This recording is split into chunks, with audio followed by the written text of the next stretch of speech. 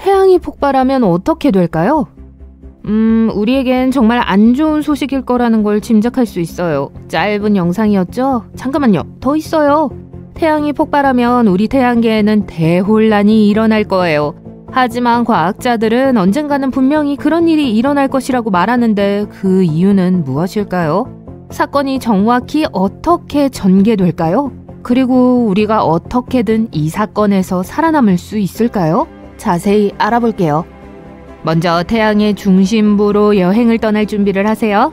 태양의 중심부에는 수소 원자들이 이 세상 어디에도 볼 수 없는 댄스 파티를 벌이고 있어요. 이 원자들은 너무 흥분한 나머지 온 힘을 다해 서로 부딪혀요. 그리고 원자들이 충돌할 때 마법 같은 일이 일어나는데 이를 핵융합이라고 합니다. 이 핵융합 축제에서는 수소 원자가 결합해서 헬륨 원자를 형성해요. 거대한 규모의 화학 실험입니다. 이 핵융합 과정에서 수소 원자의 아주 작은 질량이 엄청난 양의 에너지로 변환돼요. 바로 아인슈타인의 유명한 방정식 E는 mc 스퀘어가 작용하는 순간이에요. 에너지는 빛과 열의 형태로 바깥으로 방출되어 태양계 전체를 밝게 비춥니다. 그리고 이 모든 과정이 진행되면 광자라고 하는 에너지가 넘치는 입자가 그 재미에 동참해요. 이 광자는 작은 빛의 패킷과 같아서 사방으로 튕기며 이동합니다. 광자는 우주를 통해 태양 에너지를 전달해서 세상을 밝게 비추고 지구를 따뜻하게 하는데 중요한 역할을 해요. 하지만 이 모든 것을 계속 유지하려면 원자가 탈출해서 완전한 혼돈을 일으키지 않도록 태양의 핵이 엄청난 압력을 받아야 합니다. 이 압력은 태양의 외측이 핵을 누르는 엄청난 무게에서 비롯돼요. 외층이 내부 핵을 압박하고 있는 거예요. 하지만 내부층은 포기하지 않아요. 핵융합과 분주한 광자 파티에서 생성된 에너지는 태양의 핵을 빠져나가려고 정말 열심히 노력합니다. 하지만 태양의 핵은 밀도가 높고 압력이 너무 커서 에너지가 빠져나가는데 시간이 오래 걸려요. 이리저리 튕기다가 다른 입자에 흡수되어 다시 방출됩니다. 결국 오랜 시간이 지나면 태양 표면에 도달한 후 우주로 확대되어 우리에게 햇빛으로 다가오죠. 이제 태양이 어떻게 작동하는지 알았네요. 그럼 태양이 수명을 다하면 어떻게 될까요? 태양은 수소 연료의 공급이 제한되어 있습니다. 약 50억 년 후에는 연료가 바닥날 거예요. 그 후 별은 큰 변화를 겪을 겁니다. 우리 모두가 이걸 놓칠 가능성이 꽤 높으니까 주목하세요.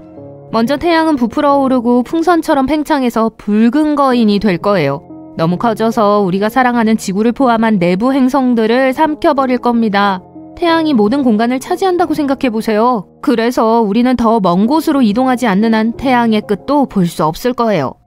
적색 거대기가 지나면 태양은 약간 줄어들 겁니다. 태양의 외층은 우주로 사라지고 아름다운 행성 성운만을 남길 거예요. 그리고 빛나는 핵을 드러낼 겁니다. 우와. 이제 헬륨으로 채워진 코어는 이상하게 들리겠지만 산소와 탄소 같은 무거운 원소를 융합하기 시작할 거예요. 이러한 반응은 춤이 줄어들고 차가운 분위기의 파티처럼 활기차게 진행되지는 않을 겁니다. 결국 헬륨마저 모두 소진되고 태양은 작고 하얀 외성이 되어 은퇴한 별처럼 은퇴 후의 삶을 즐기게 되겠죠. 과학자들은 태양이 빛을 잃을 때까지 약 70억에서 80억 년이 남았다고 추정합니다. 하지만 걱정하지 마세요. 그때쯤이면 인류는 먼 은하계를 여행하거나 놀라운 우주 존재로 진화했을지도 모르니까요. 자, 우리 태양은 불꽃놀이처럼 쾅 하고 꺼지진 않을 거예요. 초신성이나 블랙홀이 될 만큼 충분히 크지 않기 때문이에요. 초신성이나 블랙홀이 되려면 우리 태양보다 훨씬 더 많은 질량이 필요해요. 하지만 아주 갑자기 폭발한다면 어떨까요? 아무 이유 없이 갑작스러운 사건처럼 말이죠. 글쎄, 어디 볼까요? 태양이 폭발하고 지구는 엄청난 소용돌이에 휩싸인다고 상상해보세요. 이 사건은 엄청난 양의 에너지를 방출해서 빛의 속도로 우주를 질주하는 충격파를 보냅니다. 이 충격파가 지구에 도달하는 데는 약 8분이 걸려요. 왜 그럴까요? 태양은 평균적으로 지구에서 무려 1억 5천만 킬로미터나 떨어져 있기 때문입니다. 따라서 태양빛이 그 먼 거리를 이동해서 우리에게 도달하는 데는 8분 20초가 조금 넘게 걸립니다. 하지만 이벤트 자체에 대해 이야기해 볼게요.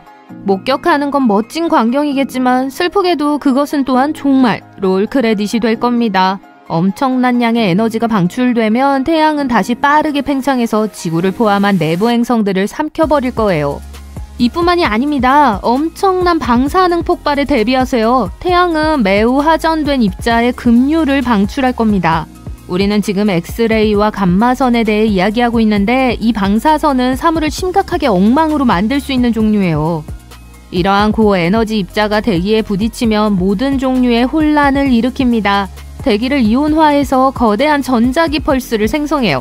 이 전자기 펄스는 전자기기에 가해지는 충격파와 같아서 전자기기를 태워버려 쓸모없게 만듭니다. 따라서 전자기기를 보호하지 않으면 힘든 시간을 보내게 돼요. 힘든 시기라고 하면 그 이후에는 지구가 순식간에 증발하는 거죠. 하지만 태양의 대망의 피날레는 지구만 망치는 것이 아니라 태양계 전체의 대혼란을 일으킵니다. 엄청난 에너지가 폭발하면 경로에 있는 모든 것이 충돌하게 돼요. 행성과 다른 물체들은 안락한 궤도에서 밀려나 혼돈과 예측 불가능한 상황을 초래합니다. 화성과 목성 사이의 소행성대요? 쿼강! 소행성 때는 사라지거나 소멸되거나 우주바람에 흩어져 버려요. 그리고 이 사건에서 살아남은 행성들조차도 궤도를 벗어나 어딘가를 떠돌게 될 겁니다. 목성과 토성과 같은 외부 행성도 잊지 마세요. 이 거대한 행성들은 자체적으로 내부 열을 발생시켜 아늑함을 유지하고 많은 위성을 끌어당깁니다. 하지만 태양의 폭발은 위성의 온기를 빼앗아 엄청나게 추운 곳으로 변해요. 이 모든 것이 태양계의 모든 것에 얼마나 재앙이 될지 논의했으니 이제 논리적인 질문을 던져보겠습니다. 우리 괜찮을까요?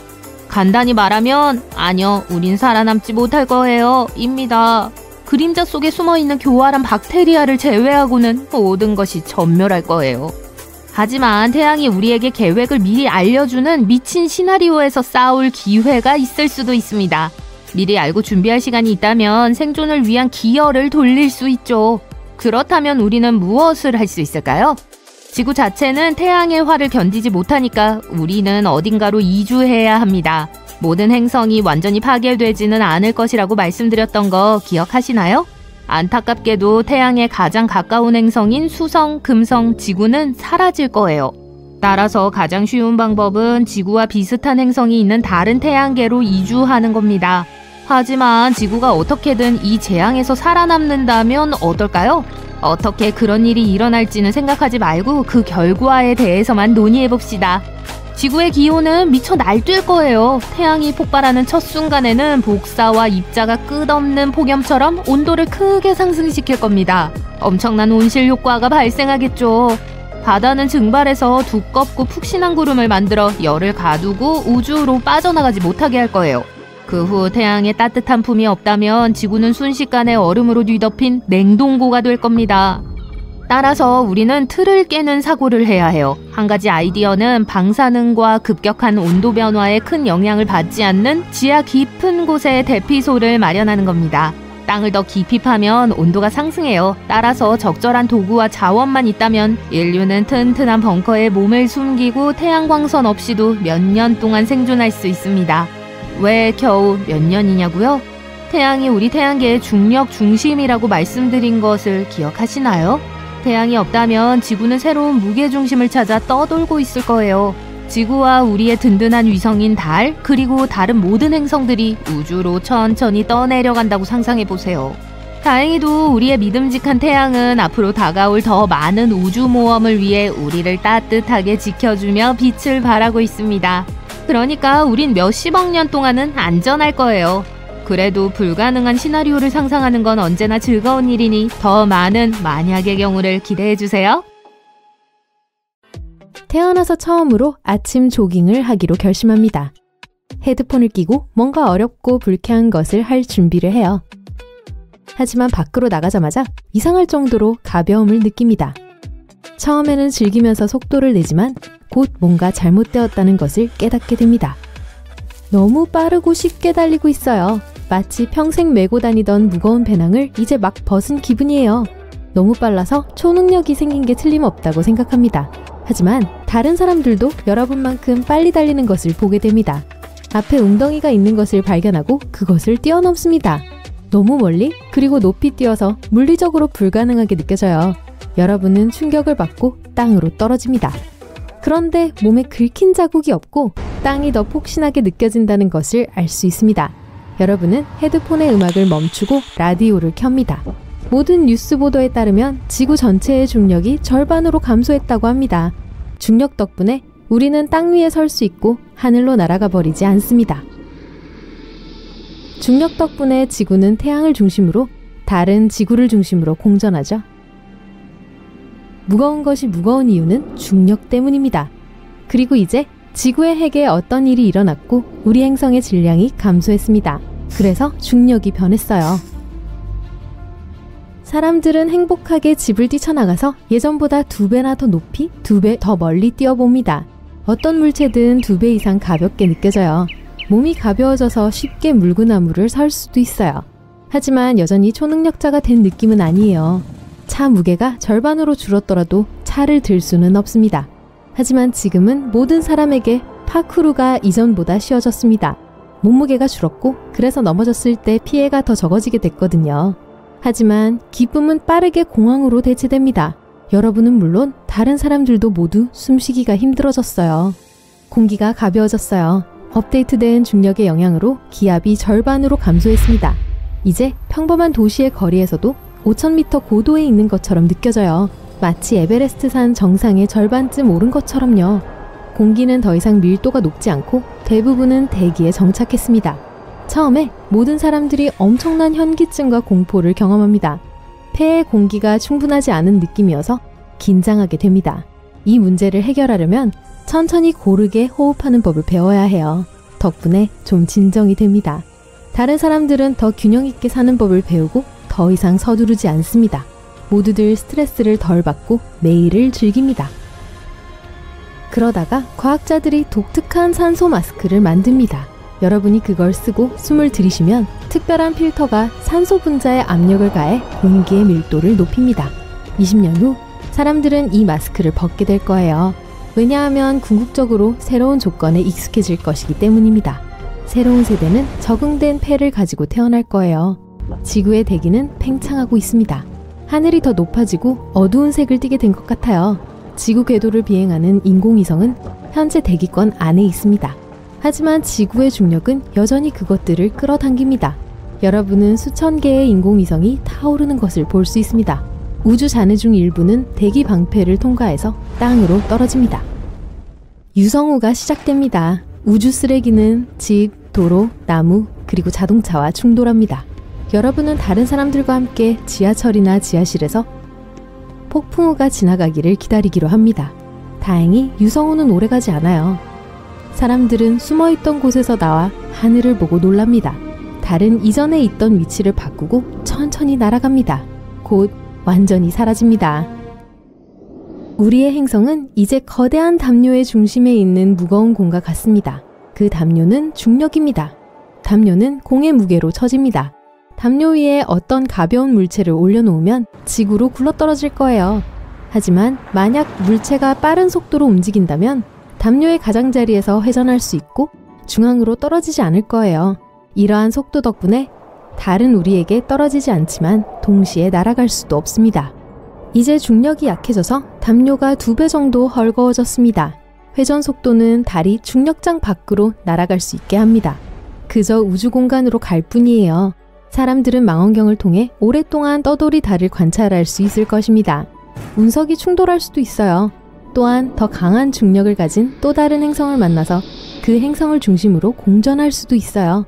달은 제자리에서 머물 수 있지만 지구 주위를 더 느린 속도로 회전할 것입니다. 어쨌든 우리 지구에는 더 이상 조수가 없을 것이고 해수면은 똑같이 유지될 거예요. 바다에서도 여러분은 변화를 느낄 수 있습니다. 물 위에 떠 있는 것이 훨씬 더 쉬워지고 더 빨리 수영할 수 있어요. 하지만 가장 멋진 것은 해변을 따라 달리는 거예요. 물방울이 사방으로 너무 천천히 아름답게 떠다닙니다. 파도는 모래 위를 느린 동작으로 움직입니다.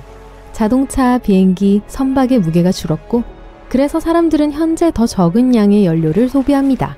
꽉 채운 연료 탱크로 종전의 2배 거리를 운전할 수 있어요. 연료 수송이 더 쉽고 비행에 더 적은 에너지가 소비됩니다.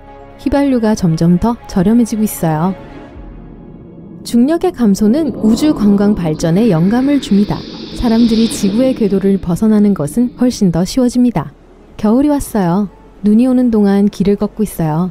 눈송이가 너무 느리게 떨어져서 공중에 박혀 있는 것 같아요. 얼음을 밟으면서 그렇게 미끄러운 표면 위를 걷는 것이 거의 불가능하다는 것을 깨닫게 됩니다. 몸무게가 줄었고 얼음 위로 가해지는 발의 압력이 2배나 약해졌어요. 미끄러지는 걸 멈출 수가 없어요.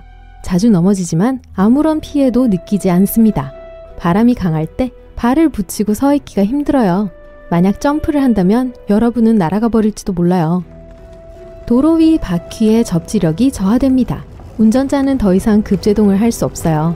바퀴는 돌지 않지만 차는 한동안 계속 미끄러집니다. 그래서 전 세계에 새로운 속도 제한이 도입되고 있어요. 여러분은 여전히 놀라운 힘과 멀리뛰기를 즐길 수 있지만 몇 세대 후에 인체는 진화하고 이러한 조건에 완전히 적응할 것입니다. 사람과 동물은 더 키가 크고 덩치도 크게 태어날 거예요. 트럭 크기만한 무서운 호랑이들이 도시 거리를 걷고 있습니다. 비행기 크기의 홍학이 검푸른 하늘을 날고 있습니다. 하지만 가장 나쁜 것은 곤충의 크기 또한 증가했다는 것입니다. 일반 바퀴벌레는 이제 컴퓨터 마우스 크기까지 자랄 수 있습니다. 그리고 타란툴라는 성인 손바닥의 2배가 됩니다. 동시에 모든 살아있는 생물들은 무게가 가벼워집니다. 인간은 우아하고 민첩한 생명체가 될 거예요. 우리의 뼈와 근육은 늘어날 것입니다. 전체 인체의 구조가 바뀔 거예요. 우리는 점점 더 날씬해지고 부드러워질 것입니다.